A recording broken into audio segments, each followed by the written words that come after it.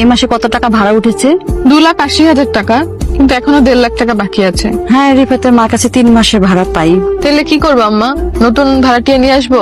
না রে, ওদের এখন অনেক খারাপ অবস্থা। এমন সময় উচিত আমাদের ওদের পাশে দাঁড়ানো। হ্যালো, হ্যাঁ আমি একটু ব্যস্ত আছি, মায়ের সাথে কথা বলছি। আমি তোমাকে একটু পরে ফোন করছি। তুমি হচ্ছে যে কালকে কাশিমের মার কাছে যাবা, গিয়ে ওনাকে একটু বলবা সবকিছু ঠিক হয়ে যাবে। আর এগুলো তো আছে, এগুলো দিয়ে হয়ে যাবে। আমি তো দেখছি সবকিছু। হ্যালো, কি নিয়ে এত বিজি ছিলা? এই যে কিছুদিন ধরে ভাড়াটিয়ারা ঠিক করে টাকা পয়সা দিচ্ছে না, তুমি তো আম্মাকে জানো। 19-20 হলেই মনে করে পুরো দুনিয়া ধ্বংস হয়ে গেছে। কিন্তু আম্মাকে কে বোঝাবে? তার সেই এক কথা, বাজারের খরচ, ডাক্তারের খরচ, বাসার খরচ। আমি যখন বললাম তাহলে কাশিমের মাকে বলো 3 মাস টাকা দেয় না সেটা নিতে, বলে না রে, কাশিমের মা খুব ভালো, ওদের এখন খারাপ অবস্থা চলছে তো এর জন্যই টাকা দিতে পারছে না। এখন তুমি বলো কেমনটা লাগে? তুমি এত কিছু ভেবো না তো, তুমি তোমার কাজ করো। আচ্ছা আবির শোনো, মা একটা ব্যাপার নিয়ে বেশ কিছুদিন ধরে আমাকে বলছে, আমার মনে হলো তোমাকে জানানো দরকার। বলো না। সেদিন মামারা বাসায় এসেছিল আমার বিয়ের কথা বলতে। মামা কোন একটা ছেলেকে দেখেছে, সে একটা প্রাইভেট কোম্পানিতে জবও করে।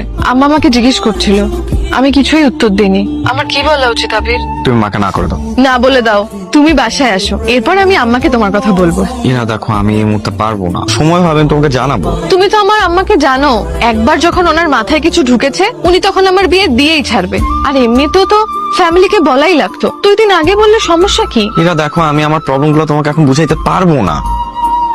তো আপনাদের কাছে আমাদের ভালোবাসা আর আন্ডারস্ট্যান্ডিং এর ব্যাপারগুলো কিরকম মনে হচ্ছে? এত আন্ডারস্ট্যান্ডিং এর পরে আমাদের বিচ্ছেদটা কেন হলো, তাই না? আপনাদের কাছে যেটা বিচ্ছেদ মনে হচ্ছে সেটা কিন্তু আমার কাছে একদমই বিচ্ছেদ মনে হচ্ছে না। বলতে পারেন যে ভালোবাসার মানুষকে ভালো দেখবো বলে ভালোবাসার রূপটা চেঞ্জ করেছি। আমাদের মধ্যে এত আন্ডারস্ট্যান্ডিং এর পরেও কিন্তু আমরা একজন আরেকজনকে বুঝতে ভুল করেছি। দেখ আবির, আমার মনে হয় ইরা যা বলছে সেটা তোদের দুজনের জন্যই ভালো হবে। ইরার ফ্যামিলির কাছে তুই একটু বোঝার চেষ্টা কর। দেখো, সবারই তো একটা প্ল্যান থাকে, আমারও একটা প্ল্যান আছে। তোমার কি প্ল্যান বলো? আমি যে তোমাকে ভালোবাসি এটা নিয়ে কোনো সন্দেহ তো নাই, তাই না? না নেই। আমার নিজের চলতেই কষ্ট হয়ে যায়, আমি তোমার থেকে ধার করে নিয়ে চলি। এর মধ্যে যদি আমি বিয়ে করি, তুমি বুঝছো কি হবে? আমি তো তোমাকে এগুলা নিয়ে ভাবতে বলছি না, তুমি এখন যা করছো পরও তাই করবে, বাকিটা আমি দেখবো। বিয়ের পরে তুমি তোমার টাকা দিয়ে চলবে, আমি সেটা মেনে নিব। এদিকে আমি সুখী থাকতে পারবো? দেখো, আমি নিজে কষ্ট করতে রাজি আছি, কিন্তু যে আমাকে ভালোবেসে আমার কাছে আসবে আমি তাকে কষ্ট দিতে পারবো না, এবং কষ্ট দেওয়ার অধিকার আমার নাই। চল একটা কাজ করি, আমরা কাজী অফিসে বিয়ে করে ফেলি, এরপর সুবিধা মতো আমরা ফ্যামিলিকে জানিয়ে দেবো। এটা তো একটা ভালো সিদ্ধান্ত। তোমরা না আমার কথাটা বুঝতেই চাইতেছো না। আমি বারবার বলতেছি আমাকে একটু সময় দাও, আমাকে একটু সময় দাও। না, বিয়ে করলে এখনই করতে হবে, না করলে মহাভারত অশুদ্ধ হয়ে যাবে। ইরার সমস্যাটা কোথায়?